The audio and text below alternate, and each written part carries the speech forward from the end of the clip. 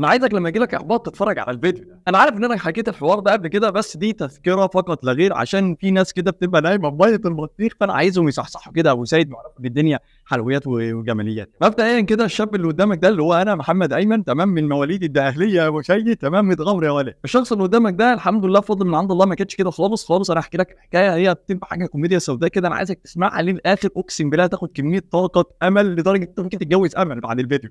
انا كنت ثانويه عامه سنه 2010 او 2011، السنتين ثانيه ثانوي وثالثه ثانوي كانوا شهاده. اتخرجت من ثالثه ثانوي وجبت 91%. كنت علم علوم وكنت هموت وادخل كليه علوم قسم كيمياء. يشاء عليه القدير ان انا ما جبتش اللي هي بتاع كليه العلوم، ودخلت كليه الاداب جامعه الزقازيق، تمام. والحمد لله في سنه اولى حلفت بالله لازم اكون دكتور في الجامعه، شلت ماده والله. في سنه ثانيه لا ما ينفعش، في حاجه بتقول لك اهم من النجاح الحفاظ على النجاح، شلت الماده. بس في سنه رابعه بفضل من عند الله عديت صافي، خدت الاربع سنين تمام، وجبت 63.1%. بص يا معلم، انا من سنه اولى ابتدائي او من ثانيه ابتدائي لحد فتره قريبه جدا كنت شغال نقاش مع والدي، هو مدير مدرسه، بس انت فاهم الشغل الجانبي هو نقاش، يعني كان نقاش بعد المدرسه، فانا كنت بشتغل مع والدي نقاش يعني من صغري وانا نقاش. وكمان كنت في الثانويه العامه في حاجه بقى مشكله، انا كنت شاطر جدا جدا جدا في الفهم بس ما بعرفش احفظ، وفي نفس الوقت احلى بني ادم في الدنيا يطفش من الدروس، لدرجه ان انا قلت لماما ان انا بروح عند جدي، وجدي ده ميت بقاله يومين اصلا. هفهمها لك بالراحه، يعني انا كنت باخد درس كيمياء عند جدي ده، تمام. فهي بتقول لي انت كنت فين يا محمد؟ قلت لها انا كنت عند جدي. قالت لي ده مات يا روح الله، ده بيت بقاله يومين وانا بروح عنده عادي جدا. وحتى بقى كمان وانا رايح امتحان الاحياء في حصل موقف زي العسل. السواق ربنا يديه الصحه شرب سيجارتين بانجو، اما شرب سيجارتين بانجو انا شميت السيجاره. بس في بقى مصيبه حصلت، انا دخلت الامتحان فطبعا انا مصطوب مش حاسس بالدم، فانا قاعد ورا خالص قاعد عامل كده بقى، بص للمدرسه واللي بتراقب علينا. اقسم بالله ده حصل. المصيبه بقى مش في كده، المصيبه ان انا عملت نفس الحركه للراجل. الراجل بص لي مالك انا فيها 8 الماني انا ولا مالك انا. المهم يا شيخ قدير ان انا فقت بقى بعد الامتحان، فجبت 40 من 50 في الامتحان ده اللي هو امتحان لغايه ما ربنا كرمني وجبت 91%. حتى امتحان العربي يتسحب مني الورقه وانا بكتب التعبير وحاجات كده كتير. انت عارف انت اصلا عايز تجيب 98 بس سبحان الله جبت 91. في الكليه بقى انا اتخرجت من الكليه، تمام. كنا بقى لازم يعني نروح بقى نشوف الدنيا، نشوف الحياه.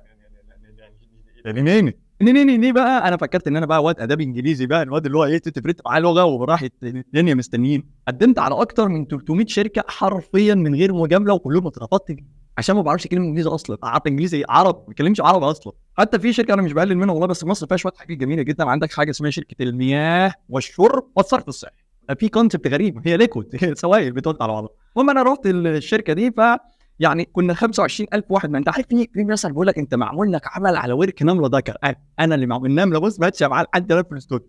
المهم دخلت، كنا 25,000 واحد مقدم، بعد ال 25,000 يا شايل عليه القدير انا كنت رقم 8 نجحت، تخيل. خدوا 7 ما خدونيش. انا كنت اشتغل في حاجه اسمها الخط الساخن، حتى لدرجه ان والدي قعد في الصاله يبص لي كده، تشتغل في الخط الساخن تحط ايدك على الميه تقول في عارف انت في كده يعني تفاؤل، في اب كده بيساندك، في ام بتساندك. انت متخيلين ان انا كنت طبعا انا زهقت من ده كله. طبعا انا كل ما تيجي الاجازه كنت بشتغل نقاش وارجع تاني للمدرسه، اجازه نقاش وتاني يوم المدرسه، بعد كده انت مش عارف تعمل ايه اصلا. المهم خلاص كملت في النقاش مع والدي وسبت لي من الموضوع ده. قلت لا ما ينفعش بقى، يعني ما ينفعش ان انا فيه ده خلاص بقى، يعني انا لازم اطور من نفسي. فبدات اطور من نفسي في اللغه الانجليزيه من غير ولا كورس، من غير ما ادفع جنيه، بدات اتعلم من النت. لدرجه ان انا اشتغلت كمان، يعني انا اشتغلت فتره كبيره جدا مندوب مبيعات، واشتغلت مندوب يعني لدرجه ان كنت بروح اكسب في اليوم كله 30 جنيه عادي جدا. واشتغلت كنت بقى في محل موبايلات كنت باخد الاسبوع كله 50 جنيه وانا كبير، يعني وانا شحط كده كبير عادي ومتخرج عادي مش فارق معايا. بس كنت بستغل الوقت بقى ان انا معايا، ما كانش معايا موبايل اصلا، كان معايا لابتوب كنت شاريه من زمان قوي، تمام. فالموبايل اللي معايا كان صغنون كده بينونو صغنن، نوكيا صغنن معاك، فاهم، 2 جنيه ونص. بس ده اللي كان معايا. بدات ادي دروس بعدها، كان طبعا بقى الدروس دي ما فيش دروس اصلا، فسبحان الله كنت بقى بقفل في الشهر كله، وده انا جامد جدي كده 200 جنيه في الشهر. في بقى حصل نقطة تحويل غريبة جدا بعد اللي انا قلته ده كله. استنى بقى اللي حصل. انا قلت يعني بعد مشيئة ربنا قعدت ادعي ربنا يا رب انا شخص نفسي ابقى عالم في مجالي. انا مش عالم يعني اللي هو يعني انا مش شغل كويس في مجالي، يعني انا نفسي ابقى حاجة كويسة في مجالي والناس كلها تستفاد مني، وابقى حد مشهور بالعلم مش مشهور بالهبل. ربنا استجاب الدعوه حرفيا، الحمد لله ربنا استجاب الدعوه. عملت اول فيديو على السوشيال ميديا، فبدات سبحان الله الناس تتريق عليا عادي جدا. انا شعري ما كانش بيطلع، بدا الناس تتريق على شكلي، بدات الناس تتريق انت بتعمل ايه مش عارف ايه. ففتره كبيره جدا من سنه 2016 لحد 2021 كل ده انا بخبط على السوشيال ميديا، محدش يعرفني، لدرجه ان انا كنت خلاص جالي احباط ومش هقدم. وكان حصل بقى ان انا اقول له حاجه من انيل، انا كنت فكرت في الانتحار سنه 2020 عشان انا مسؤول من اسره ومسؤول من ليله كبيره وعايز فلوس وما معيش فلوس والدروس هتتقفل، وانا خلاص فكرت في الانتحار. والله العظيم فكرت في الانتحار. ان والدي طلع عليا لاني ساجد كده وقعد اعيط، مالك يا ابني في مفيش، الدنيا قافله في وشي وانا خلاص كده. طب بقى نقطه التحويل، بدات بقى ادخل على السوشيال ميديا وشائل عليه القضيه. انا بقى اقول لك الثمره اللي ربنا يعني اداها لي. اول حاجه بفضل من عند الله، انا دلوقتي عندي ملايين على السوشيال ميديا. عندي على التيك توك فوق المليون و700,000 حاليا، انا بتكلم حاليا. عندي على الفيسبوك فوق 885,000 متابع بفضل من عند الله. حاليا على اليوتيوب داخل على، يعني انت بتسمعني دلوقتي، داخل على 200,000 متابع. لفيت محافظات مصر كلها ان انا يعني مش كلها عشان ما بقاش كداب، معظمها يعني تمام، وديت فيها لالاف الطلبه واستفادوا مني الحمد لله. ده غير السوشيال ميديا ملايين ملايين ملايين المشاهدات بفضل من عند الله طبعا. كتب عني في اكبر الجرايد في مصر، وعندك كمان طلعت في احلى واقوى يعني اقوى القنوات التلفزيونيه ومع ناس تقيله جدا في التلفزيون. حاليا مؤلف حوالي 4 كتب للغه الانجليزيه، وكانوا بفضل من عند الله السنه اللي فاتت كان كتابي من ضمن اكثر الكتب مبيعا في معرض الكتاب.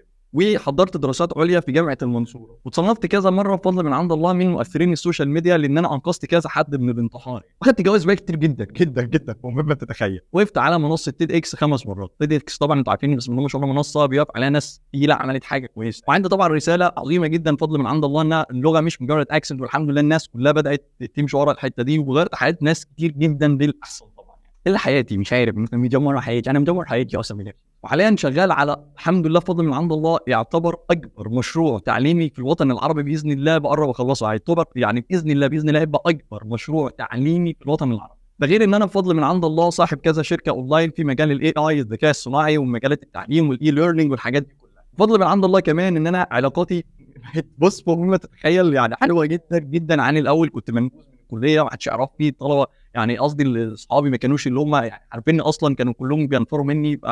دلوقتي بقى الوضع اختلف، او حتى كانت دماغي مش كده خالص وما كنتش مثقف. انا بفضل من عند الله كمان يعني قريت فوق مثلا داخل على عندي مثلا 700 800 كتاب، ده فضل من عند الله يعني. غير ان انا خدت جوائز كتير جدا بسبب موضوع القرايه ده وحاجات ثانيه كتير. بس ارجع واقول لك انا مش بحث الكلام ده للغرور خالص والله العظيم. بص انا عايز اقول لك اقسم بالله انت ممكن تكون سمعت الفيديو ده في 5-10 دقايق بكتير خالص، تمام؟ اللي هو انا مش بحكي لك حكايه عشان ده توته قبل النوم تتحمس وتقوم قاعد، لا والله ابدا.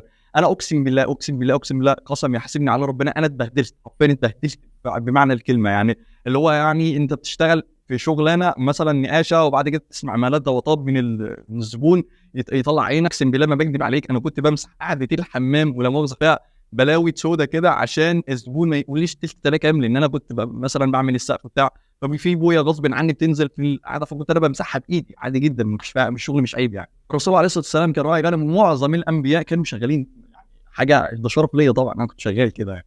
شفت ايام وحشه جدا جدا، لدرجه انا ارجع اقول لك انا كنت فكرت بالانتحار مره يعني. فده انت متخيل الضغط النفسي عليه وحش جدا. انا بقول لك يعني انت لو مفكر ان الدنيا وحشه او مسدوده في وشك، لعل عسى الفيديو ده ما بعت لك، بقول لك اشتغل واجتهد. ربنا قال في القران الكريم ان الله لا يضيع اجر من احسن عملا. احسن العمل عمره ربنا هيضيع اجرك نهائي. والساعات اللي انت هتضيع قدام شاشات السوشيال ميديا هتتفاجئ بعد ما تفوق من الساعات دي، هتلاقي ان في ناس كتير جدا خبطت اميال كده بكيلومترات يا ابو زيد، وانت ما عملتش اي حاجه في حياتك خالص وقاعد بحالك. انت معاك كنز كبير جدا النت، انت معاك تليفون، معاك يعني ده هتقول لي ما معيش تليفون، ما بتسمعني منين؟ انا تقول انا مش عارف اسمع، ما عنديش نت، ما بتسمعني منين يا اسطى؟ فانت معاك نت، معاك تليفون، معاك حاجات كتير جدا، فاستغلها صح بقى يعني. شوف ده كده هتقول لي طب انت ده انت محظوظ، والله ابدا قسما بالله ابدا. بص النجاح مش حظ، النجاح مش حظ يعني. النجاح ده حاجه اسمها يعني ربنا وهبه من عند الله. ممكن يكون يعني مثلا شخص ربنا حاطه انه يبقى عنده متابعين كتير لانه عارف انه هيستغل الكلام ده صح، وناس كتير تاثر بحياته بعد كده، فاهم ازاي؟ انما ممكن واحد تاني هيحط له انه يبقى مشهور ويبقى معاه فلوس، لا يبوظ الدنيا بقى، فاهم انت ازاي؟ اصرف بقى يا باشا في نايت كلابس، فاهم انت، والحاجات التانيه دي، وان انا ابقى مشهور بقى استغل الكلام ده كله، فاهمين؟ فاكيد شفتوا الكلام ده قدام عينيك. بص انا مش هطول عليكم، بس يا سيدي المهم تعيش في واقع الله، وابعت الفيديو ده شعبه كله وما بتشاهد انهيار.